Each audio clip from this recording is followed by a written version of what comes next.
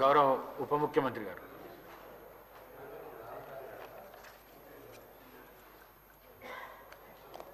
అధ్యక్ష, హరీష్ రావు గారు, తర్వాత వివేకానంద గారు, డాక్టర్ గారు అడిగిన ప్రశ్నలన్నిటికీ కూడా నేను నేరుగానే సమాధానం చెప్పాలని అనుకుంటున్నాను. కొద్ది సమయం కూడా ఇవ్వాల్సిందిగా కోరుతా ఉన్నాను.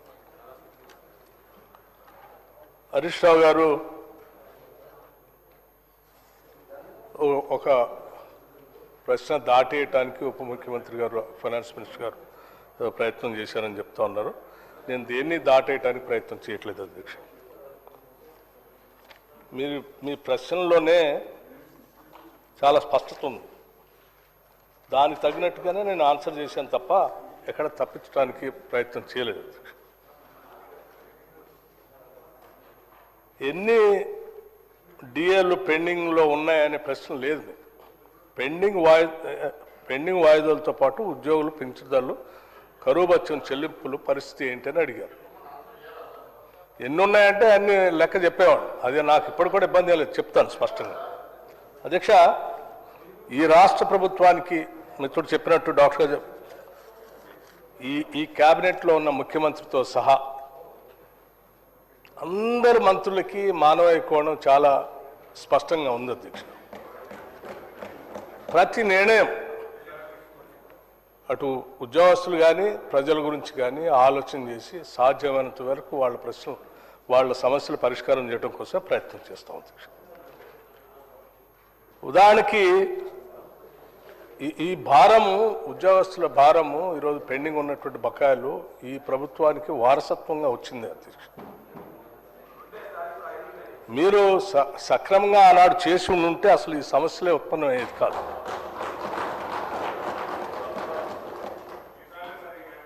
కరువు భత్యం డిఏ విషయంలో గత బీఆర్ఎస్ ప్రభుత్వం 1/7/2022, 1/1/2023 మరియు 1/7/2023 నుండి ఉద్యోగులకు ఇవ్వాల్సిన డిఏ బకాయిలు ఇవ్వకపోవటం వల్లనే ప్రస్తుత ప్రభుత్వమే ఇవ్వాల్సిన పరిస్థితి ఏర్పడింది.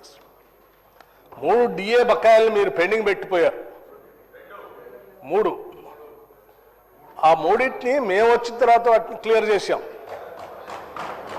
మీరు మాట్లాడుతున్న ప్రతి మాట ఏదో ఉద్యోగస్తుల మీద మీకే విపరీతమైన ప్రేమ ఉంది, వాళ్ళ కోసం చేశారు, ఈ ప్రభుత్వానికి మానవీయ కోణమే లేదు. 100% ఈ ప్రభుత్వానికే మానవీయ కోణం ఉంది అధ్యక్ష. వీళ్ళు మాట్లాడే అన్నీ కూడా సక్రమంగా లేవు. తదుపరి ఇతర పెండింగ్ డిఏలను కూడా సాధ్యమైనంత త్వరగా ప్రాధాన్యత క్రమంలో విడుదల చేయటానికి మా ప్రయత్నం అంతా చేస్తా ఉన్నాం.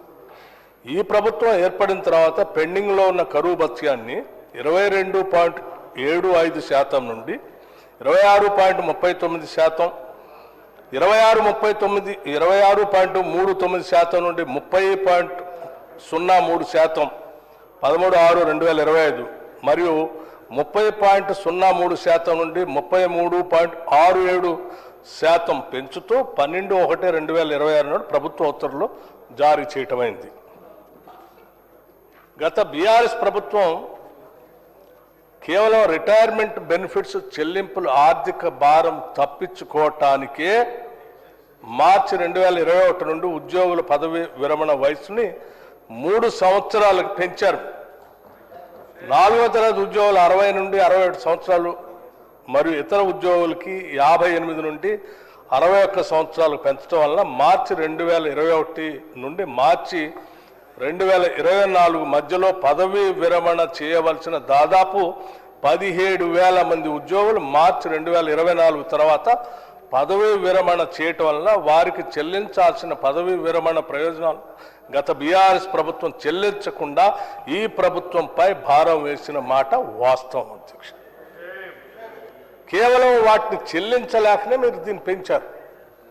అంతేకాకుండా ఏప్రిల్ 2020 నుండి మార్చి 2021 వరకు ఉద్యోగులకు చెల్లించాల్సిన పిఆర్సి 2020 బకాయిలు కూడా పదవీ విరమణ సమయంలోనే చెల్లించే విధంగా గత ప్రభుత్వం తీసుకున్న నిర్ణయం కారణంగా ఏర్పడ్డ అదనపు భారాన్ని కూడా ఈ ప్రభుత్వమే చెల్లించింది. దానికి తోడు పదవీ విరమణ వయసును పెంచడం వల్ల ప్రస్తుత రిటైర్డ్ అవుతున్న ఉద్యోగుల సర్వీస్ పెరగటం వల్ల వారు చెల్లిస్తున్న గ్రాట్యుటీ, సరెండర్ లీవ్, జీపీఎఫ్ వంటి ఆర్థిక ప్రయోజనాల్లో కూడా పెరుగుదల ఏర్పడి ఆ అదనపు భారం కూడా ప్రభుత్వమే మోయవలసి వచ్చింది. ఈ ప్రభుత్వమే మోయవలసి వచ్చింది. మొత్తంగా వారు గత ప్రభుత్వం చెల్లించాల్సిన రిటైర్మెంట్ ప్రయోజనాలు 3 సంవత్సరాలు వాయిదా వేసి మాపైకి, ఈ ప్రభుత్వం పైకి బదలాయించారు. అయినా ఈ చర్యతో అధిక ఆర్థిక ప్రయోజనం కూడా ఈ ప్రభుత్వం చెల్లించాల్సి వస్తుంది. దీంతో ఈ ప్రభుత్వంపై అదనపు భారం పడింది. అయినప్పటికీ కూడా మేము ఆ భారాన్ని కూడా మోస్తూ న్యాయం చేస్తూనే ఉన్నాం. గత బీఆర్ఎస్ ప్రభుత్వం డిసెంబర్ 2023 నాటికి 40,154 కోట్ల రూపాయలు వివిధ రకాల బిల్లులు పెండింగ్ పెట్టిన విషయం ఈ సభ ముందు శ్వేతపత్రం ద్వారా తెలిపిన విషయాన్ని కూడా నేను మరొకసారి గుర్తు చేస్తా ఉన్నాను అధ్యక్ష.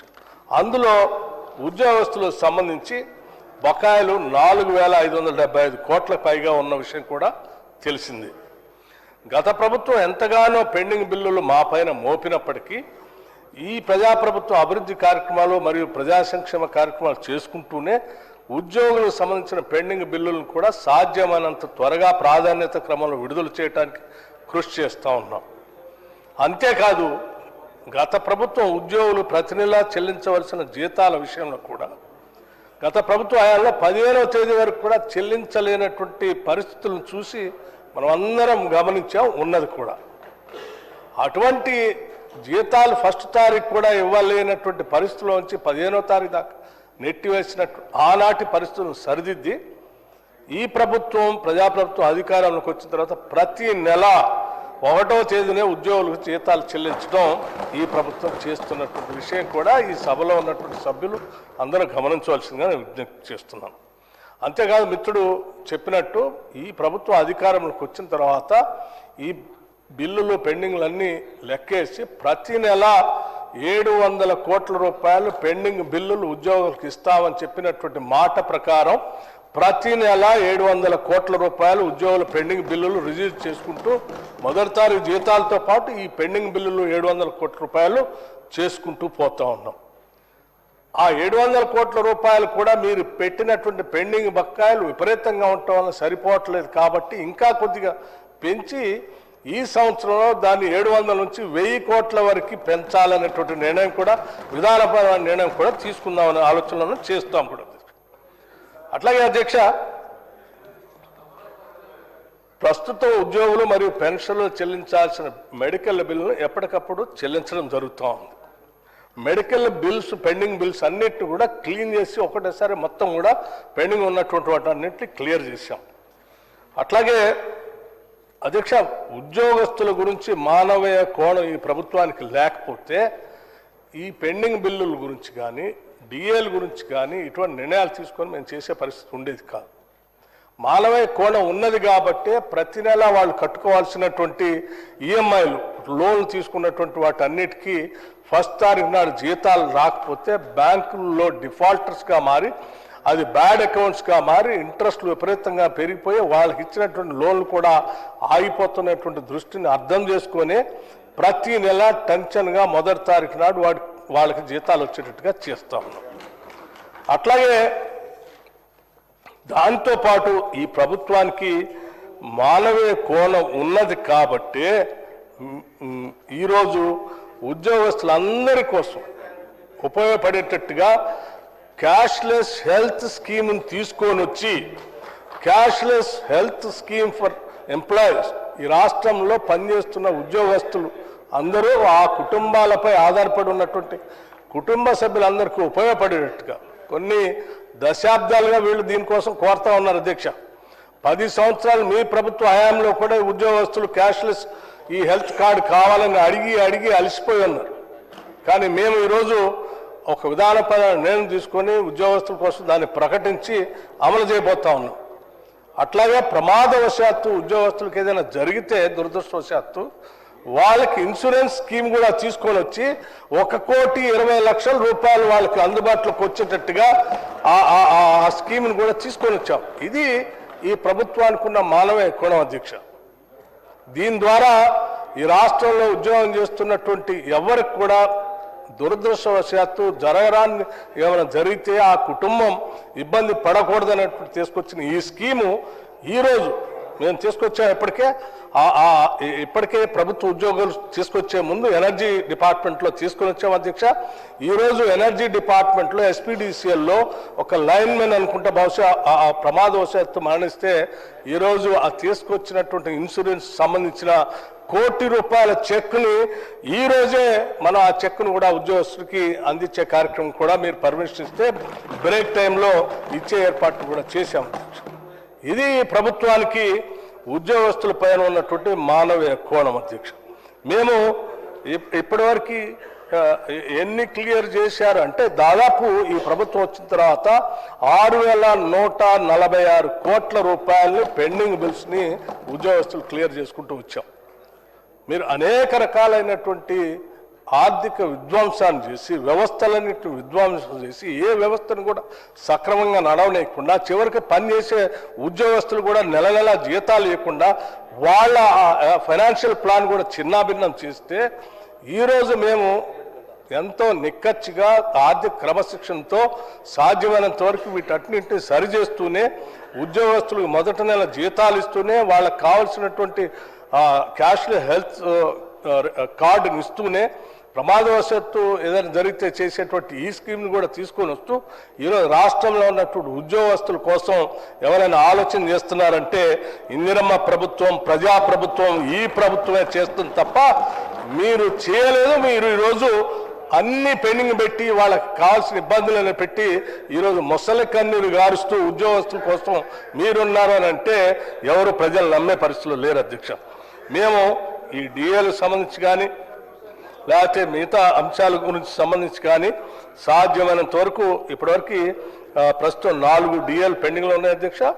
వాటిని కూడా వీటన్నిటిని కూడా విధానపరమైన నిర్ణయాలు తీసుకొని ఉద్యోగస్తులకి పెండింగ్ బిల్స్ కానీ వారు పెన్షనర్స్ ఇబ్బందులు చెప్పారు అధ్యక్ష. ఎస్, పెన్షనర్స్ వాళ్ళందరూ కూడా ఆలోచన చేసి సాధ్యమైనంత వరకు పెన్షనర్స్కి మొట్టమొదటిగా కావాల్సింది హెల్త్ సంబంధించినటువంటి బిల్స్. మా ఫైనాన్స్ డిపార్ట్మెంట్లో అందరం కూర్చొని ఈ రాష్ట్రంలో ఏ ఉద్యోగి కూడా గతంలో పెన్షనర్స్ ద్వారా వచ్చినటువంటి మెడికల్ బిల్స్ ₹1 కూడా పెండింగ్ ఉండటానికి లేదు. ఎవ్రీ మంత్ జీరో చేసేసేయాల్సిందే అని చెప్పి స్పష్టమైనటువంటి ఆదేశాలు ఇచ్చాం. ఇది మాకున్నటువంటి మానవ కోణం అధ్యక్ష. ఈ ప్రభుత్వ చిత్తశుద్ధిని ఉద్యోగస్తుల పట్ల కానీ లేకపోతే ఈ రాష్ట్ర ప్రజల పట్ల కానీ ఈ ప్రభుత్వానికి ఉన్నటువంటి చిత్తశుద్ధి సంక్షేమం మానవ కోణం గురించి ఎవరు ప్రశ్నించలేనంత స్థాయిలో ఈ ప్రభుత్వం విధానపరమైన నిర్ణయాలు తీసుకొని ముందుకు పోతా ఉంది అధ్యక్ష. దీన్ని దయచేసి సభ్యులంతా గమనించవలసిందిగా కోరుతూ ఇంకా ఏదైనా ఉద్యోగస్తులకు ఎవరికైనా అత్యవసరమైన అవసరాలు ఏర్పడి ఎవరికైనా ఇబ్బంది ఉంటే తప్పనిసరిగా మీ దృష్టికి వస్తే కూడా ఈ ప్రభుత్వ దృష్టికి తీసుకుని వస్తే వాటిని వెంటనే పరిష్కరించి వాళ్ళకి న్యాయం చేయడానికి ఈ ప్రభుత్వం సిద్ధంగా ఉందని గౌరవ సభ్యులందరికీ మీకే కాదు సభలో ఉన్నటువంటి గౌరవ సభ్యులందరి దృష్టికి కూడా తీసుకొని వస్తున్నాం. We are there for the welfare of the employees. Thank you అధ్యక్ష.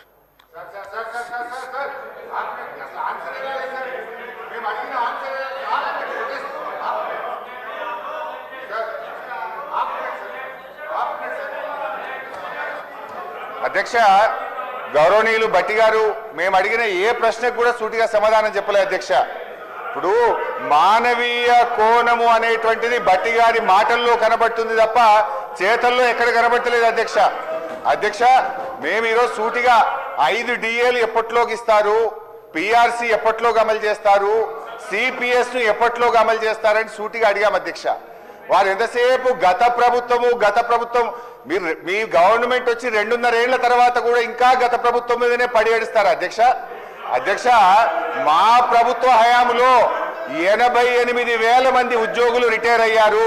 ఇయర్లీ కూడా లెక్క చెప్పమంటే చెప్తా. బీఆర్ఎస్ 9 ఏళ్ల కాలంలో 88,000 మంది ఉద్యోగులు రిటైర్ అయితే వారందరికీ పెన్షన్ బెనిఫిట్లు మేము ఇచ్చాము. మీరు ఎప్పట్లోకి ఇస్తారో చెప్పండి. సో ఈ ప్రభుత్వం పెన్షన్ బెనిఫిట్లు రిటైర్డ్ ఉద్యోగులకు ఇవ్వడం పట్ల, పిఆర్సీ డిఏ విషయంలో, సిపిఎస్ విషయంలో ఉద్యోగుల పట్ల మోసపూరిత వైఖరికి నిరసనగా బీఆర్ఎస్ పార్టీ తరఫున తీవ్రమైన నిరసన తెలియజేస్తూ వాకౌట్ చేస్తున్నాం అధ్యక్ష.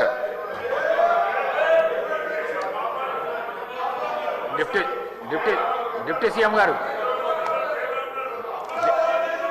డిప్యూటీ సీఎం గారు డిప్యూటీ సీఎం గారు